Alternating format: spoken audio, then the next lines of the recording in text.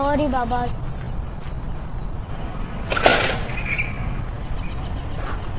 Sorry बाबा, sorry. मैं कौन सा किसी के घर जा रहा हूँ जो नए कपड़े खरीदूं? मैंने पैसे भिजवा दिए हैं मेरा बच्चा, तुम भी खरीद लेना, ठीक है ना?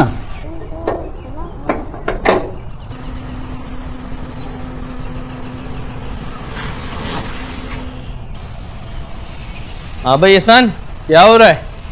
खेल रहा था बाबा। आ जाओ, आपके लिए कुछ लाए, आओ अंदर। सॉरी बाबा, सॉरी।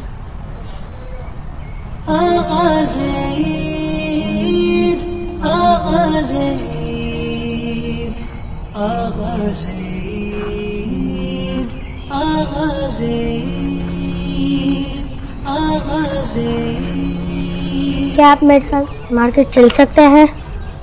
बेटा आपके अब्बू की इजाज़त होगी तो जाऊंगा ना बेटा, ऐसा नहीं जा सकता। नहीं ना, मुझे इन्हें सरप्राइज देना है। आप आपके अब्बू से इजाज़त ले लो तो फिर मैं चले चलूँगा, ठीक है ना?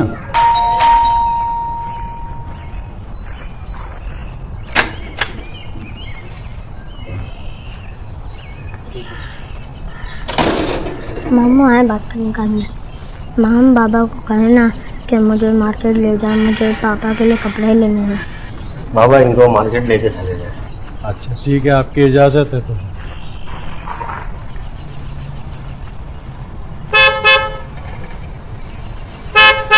आपका चौकीदार आपके बेटे को लेके साइकिल पे गया हुआ है। क्या मतलब, कहाँ ले गया? यार पता नहीं मुझे इस बात का।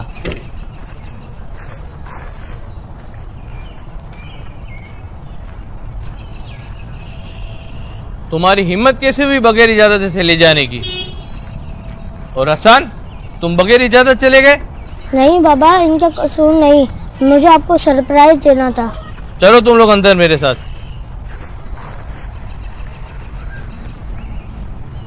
बाबा इनका कसूर नहीं, मैं ज़बरदस्ती इन्हें अपने साथ लेके गया।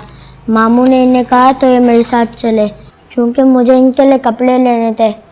बाबा, ईद पर हम सब नए कपड़े पहनते, तो ये कैसे पुराने कपड़ों में ईद करते?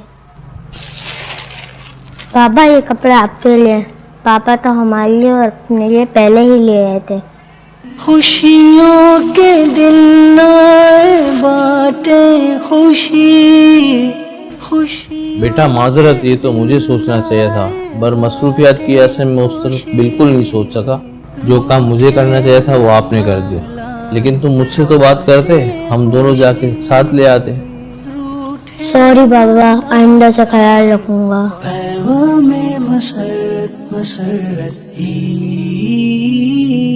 मुलाजिमीन से हमेशा नेकी और भलाई का बर्ताव करना चाहिए, उनकी ज़रूरियात का ख्याल रखा जाए और मुश्किलात में हस्बे इस्तिताअत मदद की जाए।